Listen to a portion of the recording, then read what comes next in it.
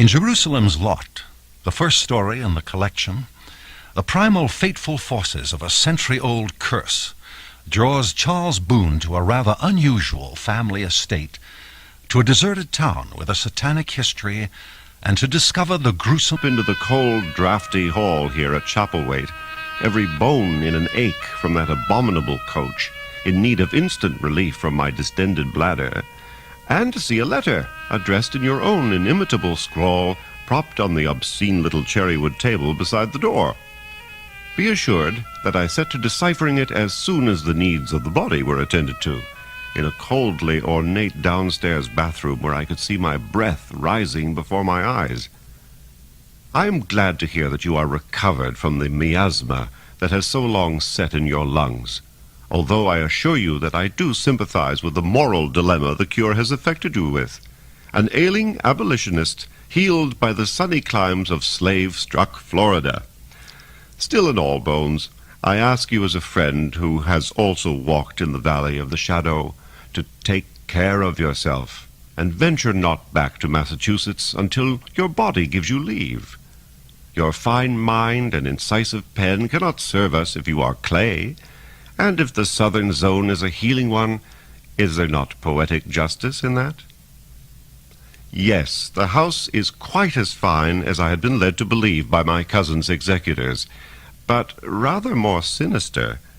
It sits atop a huge and jutting point of land, perhaps 3 miles north of Falmouth and 9 miles north of Portland. Behind it are some 4 acres of grounds, gone back to the wild in the most formidable manner imaginable. Junipers, scrub vines, bushes, and various forms of creeper climb wildly over the picturesque stone walls that separate the estate from the town domain. Awful imitations of Greek statuary peer blindly through the rack from atop various hillocks. They seem in most cases about to lunge at the passer-by. My cousin Stephen's taste seemed to have run the gamut from the unacceptable to the downright horrific. There is an odd little summer house which has been nearly buried in scarlet sumac, and a grotesque sundial in the midst of what must once have been a garden. It adds a final lunatic touch. But the view from the parlor more than excuses this. I command a dizzying view of the rocks at the foot of Chapelwaite Head and the Atlantic itself. A huge, bellied bay window looks out on this, and a huge, toad-like secretary stands beside it. It will do nicely for the start of that novel which I have talked of so long, and no doubt tiresomely. Today has been gray, with occasional splatters of rain. As I look out, all seems to be a study in slate. The rocks, old and worn as time itself, the sky, and of course the sea, which crashes against the granite fangs below with a sound which is not precisely sound, but vibration. I can feel the waves with my feet, even as I write. The sensation is not a wholly unpleasant one. I know you disapprove of my solitary habits, dear Bones, but I assure you that I am fine and happy. Calvin is with me, as practical, silent, and as dependable as ever. And by midweek I am sure that between the two of us we shall have straightened our affairs and made arrangement for necessary deliveries from town, and a company of cleaning women to begin blowing the dust from this place. I will close. There are so many things as yet to be seen, rooms to explore, and doubtless 1,000 pieces of execrable furniture to be viewed by these tender eyes. Once again, my thanks for the touch of familiar brought by your letter, and for your continuing regard. Give my love to your wife, as you both have mine. Charles.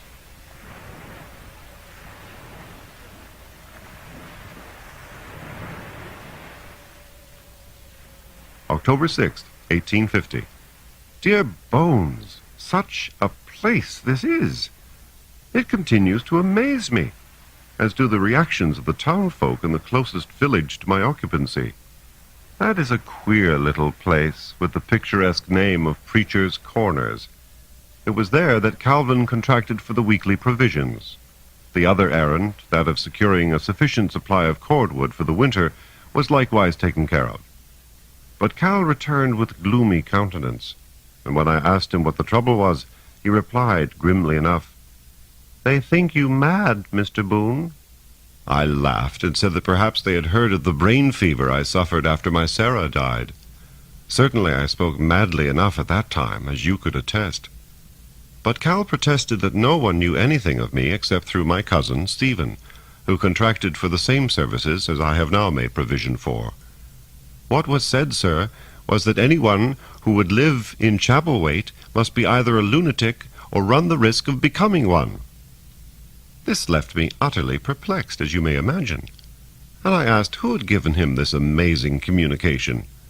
He told me that he had been referred to a sullen and rather besotted pulp logger named Thompson, who owned 400 acres of pine, birch, and spruce, and who logs it, with the help of his 5 sons, for sale to the mills in Portland and to householders in the immediate area. When Cal, all unknowing in his queer prejudice, gave him the location to which the wood was to be brought, this Thompson stared at him with his mouth ajaw, and said that he would send his sons with the wood in the good light of the day and by the sea road. Calvin, apparently misreading my bemusement for distress, hastened to say that the man reeked of cheap whiskey, and that he had then lapsed into some kind of nonsense about a deserted village and Cousin Stephen's relations and worms. Calvin finished his business with one of the Thompson boys, who I take it was rather surly and none too sober or freshly scented himself. None of this has bothered me much. We know how rustics dearly love to enrich their lives with the smell of scandal and myth, and I suppose poor Stephen and his side of the family are fair game. As I told Cal, a man who has fallen to his death almost from his own front porch is more than likely to stir talk. The house itself is a constant amazement. 23 rooms, Bones. The wainscoting which panels the upper floors and the portrait gallery is mildewed but still stout. While I stood in my late cousin's upstairs bedroom, I could hear the rats scuttering behind it. And big ones they must be, for the sound they make, almost like people walking there. I should hate to encounter one in the dark, or even in the light, for that matter. Still, I have noted neither holes nor droppings. Odd. The upper gallery is lined with bad portraits in frames which must be worth a fortune. Some bear a resemblance to Stephen, as I remember him. I believe I have correctly identified my Uncle Henry Boone and his wife Judith. The others are unfamiliar. I suppose one of them may be my own notorious grandfather, Robert. But Stephen's side of the family is all but unknown to me, for which I am heartily sorry. The same good humor that shone in Stephen's letters to Sarah and me, the same light of high intellect, shines in these portraits, bad as they are. For what foolish reasons families fall out. A rifled escritoire, hard words between brothers now dead 3 generations, and blameless descendants are needlessly estranged.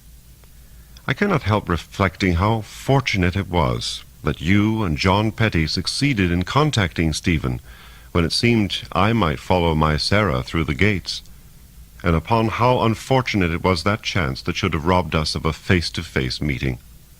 How I would have loved to hear him defend the ancestral statuary and furnishings. But do not let me denigrate the place to an extreme. Stephen's taste was not my own, true, but beneath the veneer of his additions there are pieces, a number of them shrouded by dust covers in the upper chambers, which are true masterworks. There are beds, tables, and heavy dark scrollings done in teak and mahogany, and many of the bedrooms and receiving chambers, the upper study and small parlor, hold a somber charm. The floors are rich pine that glow with an inner and secret light. There is dignity here, dignity and the weight of years. I cannot say I like it, but I do respect it. I am eager to watch it change as we revolve through the changes of this northern clime. Lord, I run on. Write soon, Bones. Tell me what progress you make, and what news you hear from Petty and the rest. And please do not make the mistake of trying to persuade any new southern acquaintances as to your views too forcibly. I understand that not all are content to answer merely with their mouths, as is our long-winded friend, Mr. Calhoun. Your affectionate friend, Charles.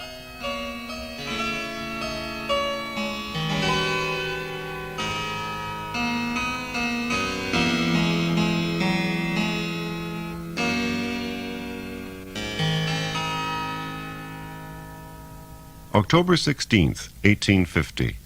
Dear Richard, hello, and how are you?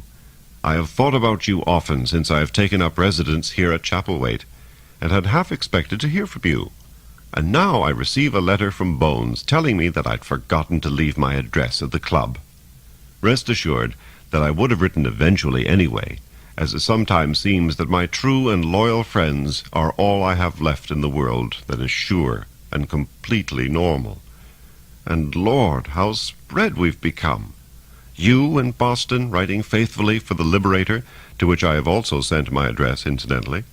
Hanson in England on another of his confounded jaunts, and poor old Bones in the very lion's lair, recovering his lungs. It goes as well as can be expected here, Dick, and be assured I will render you a full account when I am not quite as pressed by certain events which are extant here. I think your legal mind may be quite intrigued by certain happenings at Chapelwaite and in the area about it. But in the meantime, I have a favor to ask, if you will entertain it. Do you remember the historian you introduced me to at Mr. Clary's fundraising dinner for the cause? I believe his name was Bigelow. At any rate, he mentioned that he made a hobby of collecting odd bits of historical lore which pertain to the very area in which I am now living. My favor, then, is this.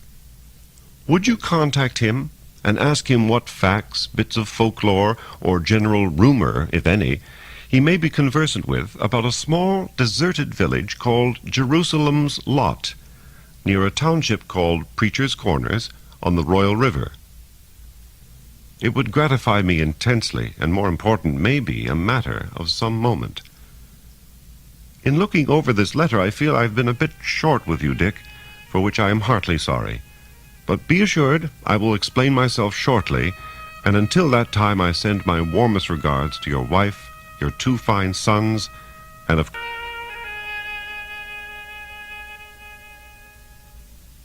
October 16th, 1850.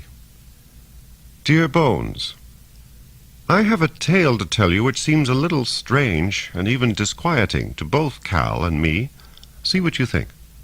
If nothing else, it may serve to amuse you while you battle the mosquitoes. 2 days after I mailed my last to you, a group of 4 young ladies arrived from the Corners, under the supervision of an elderly lady of intimidatingly competent visage named Mrs. Cloris, to set the place in order and to remove some of the dust that has been causing me to sneeze seemingly at every other step. They all seemed a little nervous as they went about their chores. Indeed, one flighty miss uttered a small screech when I entered the upstairs parlor as she dusted. I asked Mrs. Cloris about this. She was dusting the downstairs hall with grim determination that would have quite amazed you, her hair being done up in an old faded bandana. And she turned to me and said with an air of determination, "They don't like the house, and I don't like the house, sir, because it has always been a bad house." My jaw dropped at this unexpected bit, and she went on in a kindlier tone. "I do not mean to say that Stephen Boone was not a fine man, for he was. I cleaned for him every second Thursday all the time he was here, and I cleaned for his father, Mr. Randolph Boone, until he and his wife disappeared in 18 and 16. Mr. Stephen was a good and kindly man, and so you seem, sir, if you will pardon my bluntness. I know no other way to speak. But the house is bad, and it always has been, and no Boone has ever been happy here since your grandfather Robert and his brother Philip fell out over stolen," and here she paused almost guiltily, "items in 17 and 89. Such memories these folks have, Bones. Mrs. Cloris continued, "The house was built in unhappiness, has been lived in with unhappiness. There has been blood spilt on its floors. There has been disappearance and accident. I have worked here, Mr. Boone, and I am neither blind nor deaf. I've heard awful sounds in the walls, sir, awful sounds, thumpings and crashings, and once a strange wailing that was half laughter. It fair made my blood curdle. It's a dark place, sir." And there she halted, perhaps afraid she had spoken too much.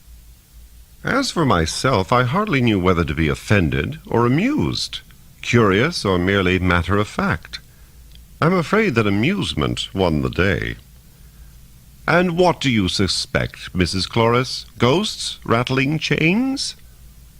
But she only looked at me oddly. "Ghosts there may be, but it's not ghosts in the walls. It's not ghosts that wail and blubber like the damned and crash and blunder away in the darkness. It's—" "Come, Mrs. Cloris," I prompted her. "You've come this far. Now you can finish what you've begun." The strangest expression of terror, pique, and, I would swear to it, religious awe passed over her face. "Some die not," she whispered. "Some live in the twilight shadows between to serve him." And that was the end. For some minutes I continued to tax her, but she grew only more obstinate and would say no more. At last I desisted, fearing she might gather herself up and quit the premises. This is the end of one episode, but a second occurred the following evening. Calvin had laid a fire downstairs, and I was sitting in the living room, drowsing over a copy of the Intelligencer, and listening to the sound of wind-driven rain on the large bay window. I felt comfortable, as only one can on such a night, when all is miserable outside, and all is warmth and comfort inside. But a moment later, Cal appeared at the door, looking excited and a bit nervous. "Are you awake, sir?" he asked. "Barely," I said. "What is it?" "I found something upstairs I think you should see," he responded, with the same air of suppressed excitement. I got up and followed him. As we climbed the wide stairs, Calvin said, "I was reading a book in the upstairs study, a rather strange one, when I heard a noise in the wall." "Rats," I said. "Is that all?" He paused on the landing, looking at me solemnly. The lamp he held cast weird, lurking shadows on the dark draperies, and on the half-seen portraits that seemed now to leer rather than smile. Outside, the wind rose to a brief scream, and then subsided grudgingly. "Not rats," Cal said. "There was a kind of blundering, thudding sound from behind the bookcases, and then a horrible gurgling. Horrible, sir. And scratching, as if something were struggling to get out, to get at me." You can imagine my amazement, Bones. Calvin is not the type to give way to hysterical flights of imagination. It began to seem that there was a mystery here after all, and perhaps an ugly one indeed. "What then?" I asked him. We had resumed down the hall, and I could see the light from the study spilling forth onto the floor of the gallery. I viewed it with some trepidation. The night seemed no longer comfortable. The scratching noise stopped. After a moment, the thudding, shuffling sounds began again, this time moving away from me. It paused once, and I swear I heard a strange, almost inaudible laugh. I went to the bookcase and began to push and pull, thinking there might be a partition or a secret door. "You found one?" Cal paused at the door to the study. "No, but I found this." We stepped in, and I saw a square black hole in the left case. The books at that point were nothing but dummies, and what Cal had found was a small hiding place. I flashed my lamp within it, and saw nothing but a thick fall of dust which must have been decades old. "There was only this," Cal said quietly, and handed me a yellowed foolscap. The thing was a map, drawn in spider-thin strokes of black ink, the map of a town or village. There were perhaps 7 buildings, and one clearly marked with a steeple bore this legend beneath it: "The worm that doth corrupt." In the upper left corner, to what would have been the northwest of this little village, an arrow pointed. Inscribed beneath it, "Chapelwaite." Calvin said, "In town, sir, someone rather superstitiously mentioned a deserted village called Jerusalem's Lot. It's a place they steer clear of." "But this?" I asked, fingering the odd legend below the steeple. "I don't know." A memory of Mrs. Chloris, adamant yet fearful, passed through my mind. "The worm," I muttered. "Do you know something, Mr. Boone?" "Perhaps. It might be amusing to have a look for this town tomorrow. Do you think, Cal?" He nodded, eyes lighting. We spent almost an hour after this, looking for some breach in the wall behind the cubbyhole Cal had found, but with no success. Nor was there a recurrence of the noises Cal had described. We retired with no further adventure that night. On the following morning, Calvin and I set out on our ramble through the woods. The rain of the night before had ceased, but the sky was somber and lowering. I could see Cal looking at me with some doubtfulness, and I hastened to reassure him that should I tire or the journey prove too far, we would not hesitate to call a halt to the affair. We had equipped ourselves with a picnic lunch, a fine buck-white compass, and, of course, the odd and ancient map of Jerusalem's Lot. We had gone no more than 2 miles when we struck an overgrown road of what I believe were once called the corduroy variety. This tended in our general direction, and we struck off along it, making brisk time. We spoke little. The day, with its still and ominous quality, weighed heavily on our spirits. At about 11 o'clock we heard the sound of rushing water. The remnant of road took a hard turn to the left, and on the other side of a boiling, slaty little stream, like an apparition, was Jerusalem's Lot. The stream was perhaps 8 feet across, spanned by a moss-grown footbridge. On the far side, Bones, stood the most perfect little village you might imagine, understandably weathered, but amazingly preserved. Several houses, done in that austere yet commanding form for which the Puritans were justly famous, stood clustered near the steeply sheared bank. Further beyond, along a weed-grown thoroughfare, stood 3 or 4 of what might have been primitive business establishments. And beyond that, the spire of the church marked on the map, rising up to the gray sky and looking grim beyond description, with its peeled paint and tarnished leaning cross. "The town is well named," Cal said softly beside me. We crossed to the town and began to poke through it. And this is where my story grows slightly amazing, Bones, so prepare yourself.